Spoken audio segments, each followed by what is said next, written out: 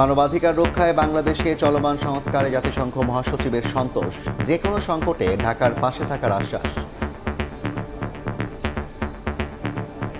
That is doing reforms in the line of democracy, of human rights, of inclusion.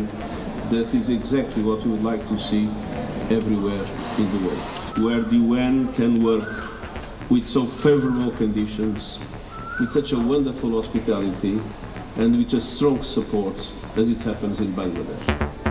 গুতেরেসের সঙ্গে গোলটেবিল আলোচনায় অংশ নিতে ইন্টারকন্টিনেন্টালের রাজনীতিকরা ঐকমত্য কমিশনের সঙ্গেও বৈঠক করবেন জাতিসংঘ মহাসচিব।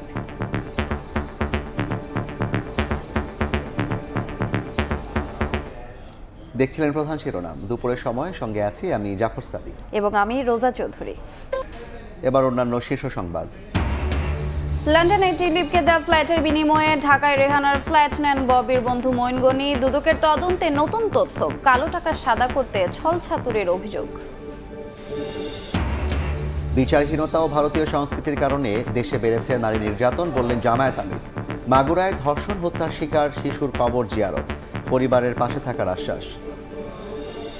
ধর্ষণে জড়িতদের বিচারে বিশেষ ট্রাইব্যুনাল গঠনের দাবি ইনকিলাব মঞ্চের। শাহবাগে মিছিল, স্বরাষ্ট্র উপদেষ্টার পদত্যাগ সহ শহীদ মিনারে 7 দাবিতে বাম সংগঠনগুলোর সমাবেশ।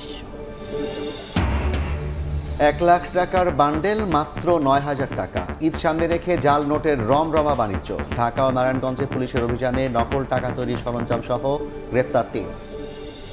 এবং রাতকানা রোগ প্রতিরোধে ভিটামিন এ প্লাস ক্যাম্পেইন। 6 মাস থেকে 5 বছরের কম বয়সীদের খাওয়ানো হচ্ছে ক্যাপসুল। 2 দিনের কর্মসূচিতে পাবে 2.25 কোটি শিশু।